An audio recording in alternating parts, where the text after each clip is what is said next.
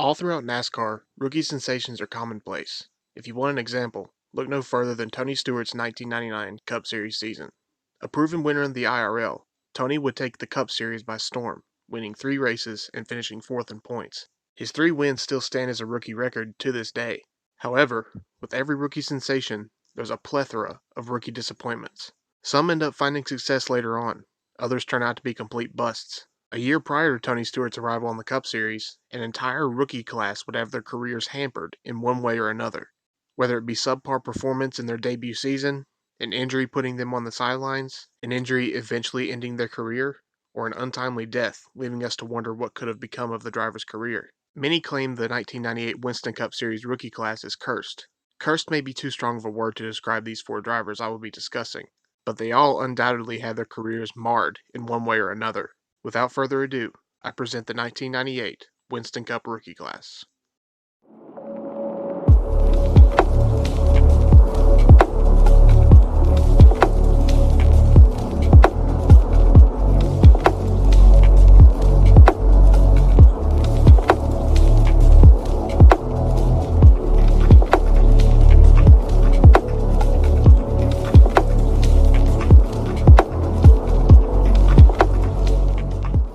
To preface this, I will be going in reverse order from 4th to 1st in the rookie standings in this 2-part video.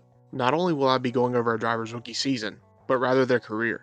In this video's simplest form, it's a career retrospectives video on steroids. The first driver in this video is a man who had his career ultimately derailed by injuries. The 4th place finisher in the Rookie of the Year standings, Steve Park. Steve Park would begin his racing career in modifieds. After establishing himself at Riverhead Raceway, he would move over to the NASCAR Featherlight Modified Tour.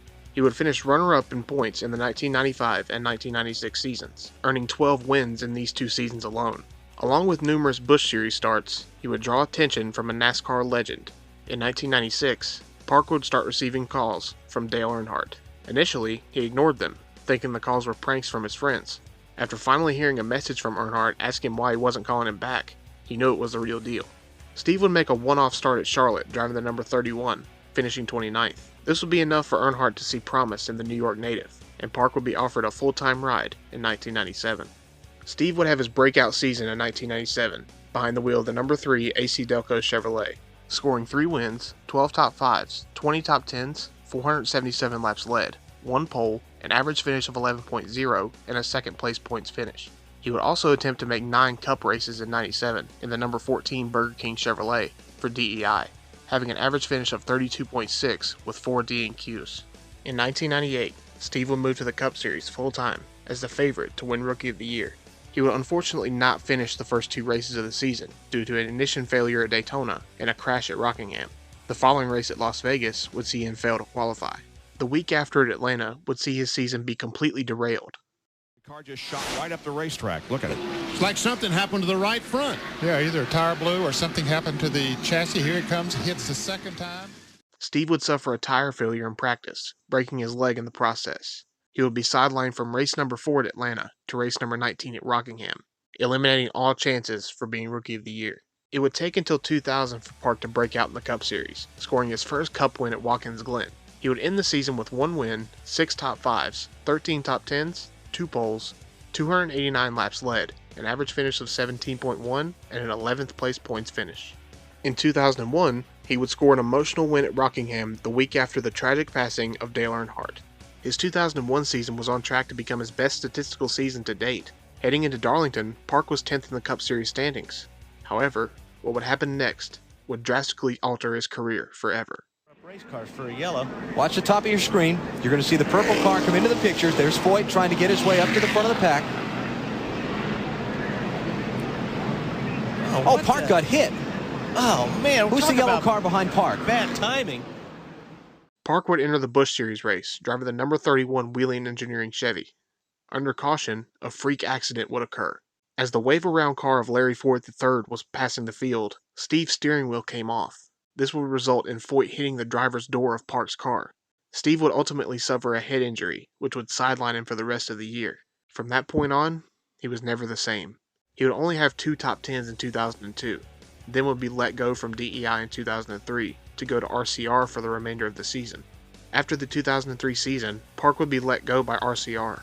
he would only make 2 more Cup starts in the following years, highlighted by a 13th place finish in a one-off start for Tommy Baldwin in 2010. His final Cup start would see him start and park for Tommy Baldwin Racing in the 2011 Spring Talladega race.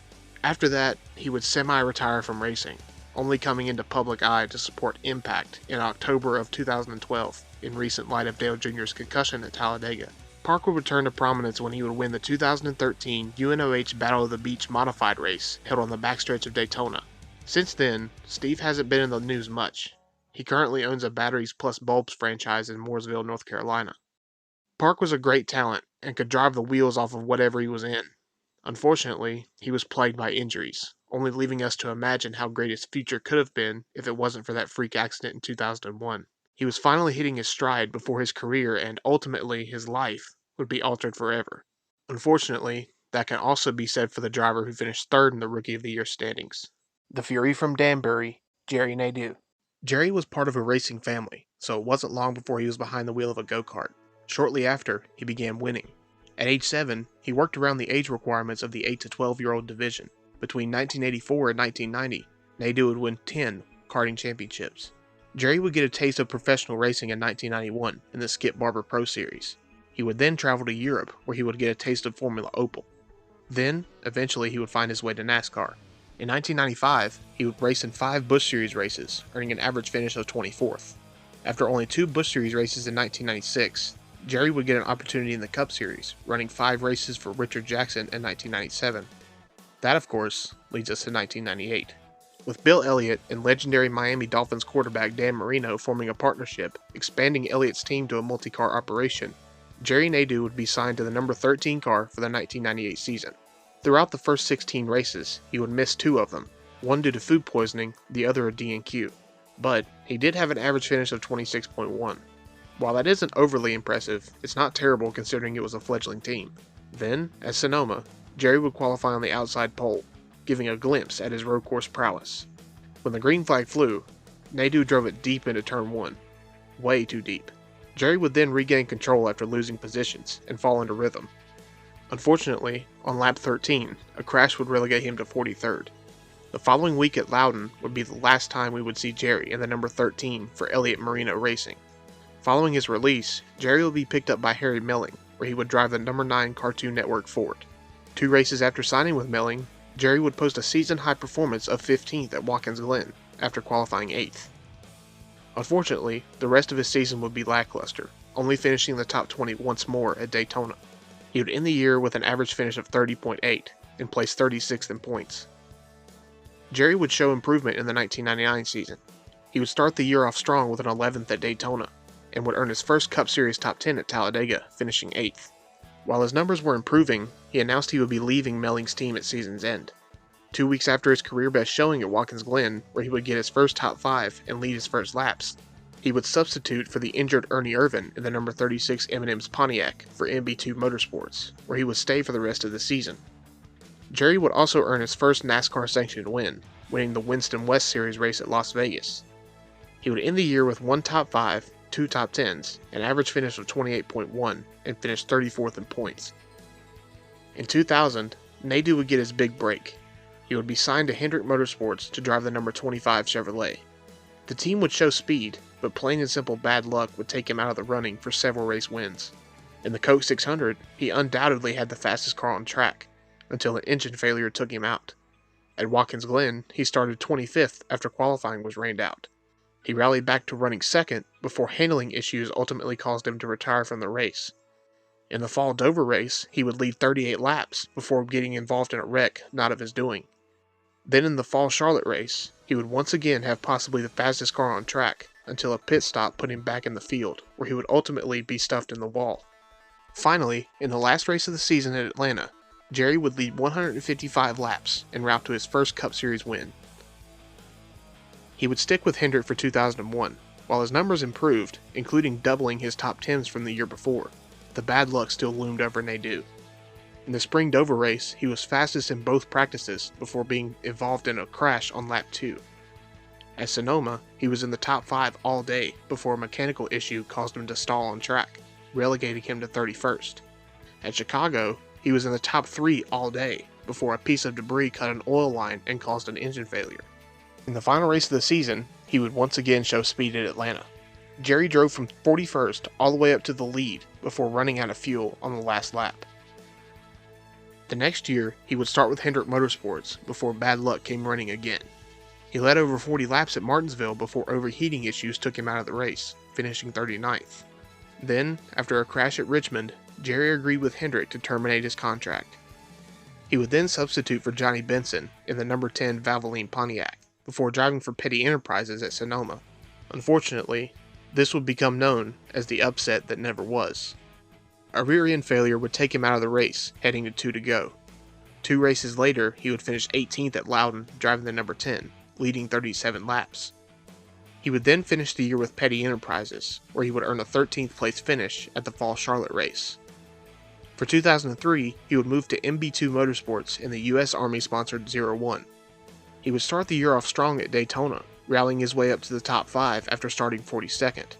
Then, he would get blocked in his pit box where he would lose over 20 positions. The race would then be called for rain before Jerry could make up any ground, relegating him to 28th. In the 7th race of the season at Texas, Jerry and the 01 team would show speed, finishing an impressive 4th. 2 straight DNFs would follow before a 14th place run at Fontana. Then, Richmond was next.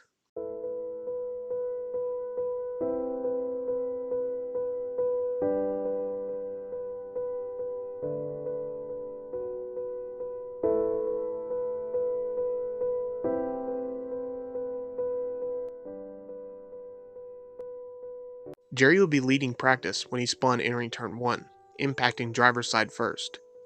He would have to be cut out of the car and airlifted to a local hospital in critical condition, only given a 6% chance of survival. Jerry would suffer a concussion, fractured skull, a collapsed lung, multiple broken ribs, and complete immobility on his left side. The injury required Jerry to need a ventilator to breathe. In the fall, Jerry discussed the possibility of a comeback with MB2 Motorsports boss Jay Fry.